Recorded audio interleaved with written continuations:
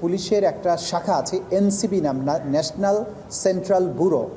তারা ইন্টারপোলের ব্যাপারে ইন্টারপোলের red notice জারি করা বা ইন্টারপোল রিলেটেড যত অ্যাক্টিভিটিস আছে বাংলাদেশের পুলিশের পক্ষ থেকে সেটা তারা মনিটর করেন, সেটা দেখভাল করেন এবং সেই ব্যাপারে তারা দায়িত্ব পালন করেন।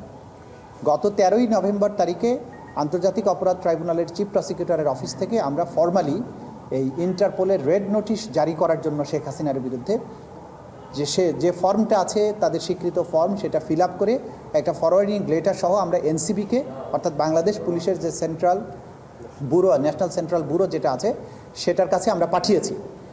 বাকি ফর্মালিটিসটা করার দায়িত্ব আমাদের এনসিবির। সুতরাং এই ইন্টারপোলের রেড নোটিশটা ইন্টারপোল কর্তৃক জারি হয়েছে কিনা সেই বিষয়টা বলার দায়িত্ব হচ্ছে আমাদের এনসিবির এবং আমাদের বাস্তবিক অর্থে ইন্সপেক্টর জেনারেল অফ পুলিশের অফিসের। আমরা এই খবরটা আপনাদেরকে ক্লিয়ারলি বলতে পারছি না যে তাদের মাধ্যমে এটা জারি হয়েছে কিনা বা ইন্টারপোলের ওয়েবসাইটে এটা অ্যাভেলেবল আছে কিনা। এটা আপডেট জানতে হলে আপনারা যদি পুলিশ সদর দপ্তরের একজন এডিশনাল আইজিপি আছেন এনসিবির দায়িত্বে, তার কাছ থেকে এটা বিস্তারিত তথ্য জানতে পারবেন। আমরা যদি জানতে পারি ভবিষ্যতে বা পরবর্তীতে আমরা আপনাদেরকে এটা জানাতে পারবো। শেখ হাসিনার বিরুদ্ধে যে অনেক মামলা, এই মামলাগুলো কি এখন বাইরের যে মামলা সেগুলো সব এখানে একত্রিত হবে কি না? আগে আপনি বলছিলেন যে পরে জানানো হবে, সিদ্ধান্ত কি হয়। এখন বাইরের মামলা কি আর চলবে নাকি সব এখানেই হবে? আর এই যে বিশাল কর্মযজ্ঞ, অনেকের প্রশ্ন যে তার বিরুদ্ধে বিচারিক প্রক্রিয়া শেষ হতে কেমন সময় লাগতে পারে, আমরা কি কোনো ধারণা বলতে পারি? সারা দেশে বিভিন্ন অপরাধে বিভিন্নভাবে তার বিরুদ্ধে মামলা হয়েছে, সেই মামলাগুলো চলমান থাকবে।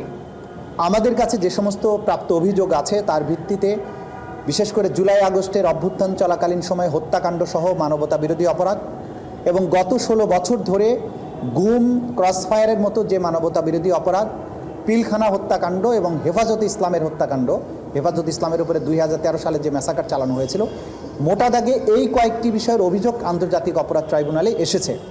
সেগুলোর ভিত্তিতে তদন্ত চলমান আছে এবং আমরা বিশ্বাস করি যে এই তদন্ত যেহেতু শেখ হাসিনা সহ তার ক্যাবিনেট এবং তার পুলিশ বাহিনী, বিভিন্ন বাহিনীর প্রধান সহ অনেকের বিরুদ্ধে মামলা চলমান আছে, সেজন্য প্রায়োরিটি ভিত্তিতে শেখ হাসিনার বিরুদ্ধে যে তদন্ত প্রক্রিয়া যেটা আছে সেটা খুব জোরে সোরে চলমান আছে।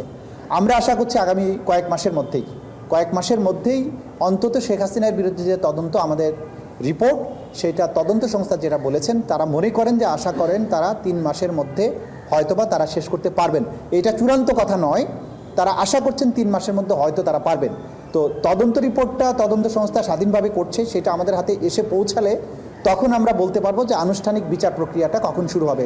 আইনের মধ্যে বলা আছে যে রিপোর্ট পাওয়ার পরে কবে থেকে বিচার শুরু হবে, কখন ফর্মাল চার্জ দাখিল হবে, কখন সাক্ষী গ্রহণ শুরু হবে। সুতরাং এটা হচ্ছে আমাদের দিক থেকে আপডেট।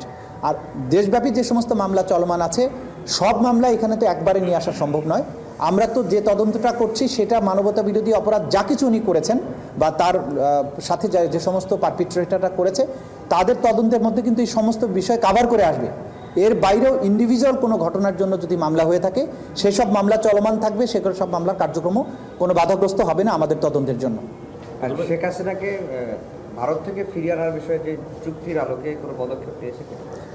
এইটার রাষ্ট্রের ব্যাপার, এই প্রশ্নের জবাব চিফ প্রসিকিউটরের অফিস দিতে পারবে না। এটা হচ্ছে যে আমাদের পক্ষ থেকে আমরা তথ্যাদি তাদের কাছে দিয়েছি এবং যে ভারতের সাথে বহিঃসমর্পণ চুক্তি যেটা আছে, অপরাধীর বহিঃসমর্পণ চুক্তি, সেই চুক্তির আলোকে ব্যবস্থা গ্রহণের সিদ্ধান্তটা সরকারকে নিতে হয়। সুতরাং সরকারের কাছে আমরা তথ্যাদি প্রেরণ করেছি। সরকার আনুষ্ঠানিকভাবে ভারতের কাছে কখন কিভাবে চাইবেন বা ইতিমধ্যে চেয়েছেন কিনা সেটা সরকার বলতে পারবেন, এটা আমাদের জানা নেই এখন পর্যন্ত।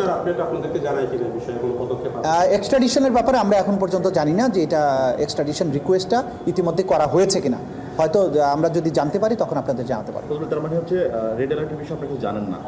রেড অ্যালার্টের ব্যাপারে আমাদের দিক থেকে ফর্ম ফিল আপ করে আমরা পাঠিয়েছি, কিন্তু ইন্টারপোল এটা অ্যাক্টিভ করেছে কিনা সেইটা তথ্য আমার কাছে নাই। এটা স্বরাষ্ট্র মন্ত্রণালয় অর্থাৎ পুলিশের আইজিপি অফিস এটা বলতে পারবে।